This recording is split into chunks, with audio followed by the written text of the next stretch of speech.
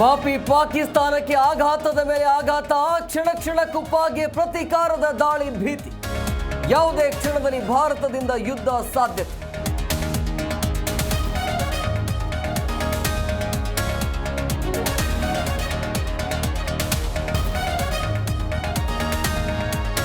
ಪೆಹಲ್ಗಾಮ್ ತನಿಖೆ ಚುರುಕುಗೊಳಿಸಿದ ಎನ್ಐಎ ಇದುವರೆಗೂ 80ಕ್ಕೂ ಹೆಚ್ಚು ಮಂದಿ ವಿಚಾರಣೆ.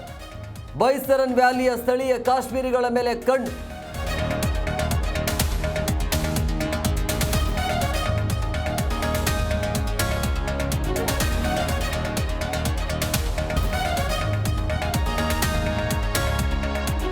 ಉಗ್ರರು ಎಲ್ಲೇ ಅಡಗಿದ್ರು ನುಗ್ಗಿ ಹೊಡೆಯುತ್ತೇವೆ, ದಾಳಿ ಮಾಡಿದ ಒಬ್ಬರನ್ನು ಉಳಿಸೋದಿಲ್ಲವೆಂದ ಅಮಿತ್ ಶಾ.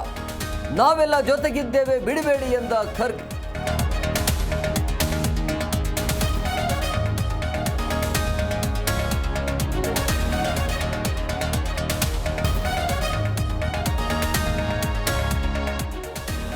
ಕೇಂದ್ರ ಸರ್ಕಾರದ ಜಾತಿ ಗಣತಿ ಮೇಲೆ ಕ್ರೆಡಿಟ್ ವಾರ್, ರಾಹುಲ್ ಒತ್ತಡಕ್ಕೆ ಮಣಿದು ನಿರ್ಧಾರವೆಂದರು ಸಿದ್.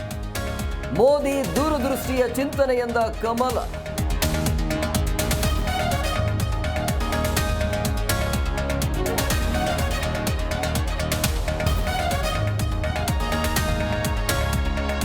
ರಾಜ್ಯದಲ್ಲಿ ಮುಂಗಾರು ಪೂರ್ವ ಮಳೆಯ ಆರ್ಭಟ, ಬೆಂಗಳೂರಿನಲ್ಲಿ ಮರ ಬಿದ್ದು ಆಟೋ ಚಾಲಕ ಸಾವು. ಮಳೆ ಅವಾಂತರಕ್ಕೆ ಬೆಳೆ ನಾಶ, ಜನಜೀವನ ಅಸ್ತವ್ಯಸ್ತ.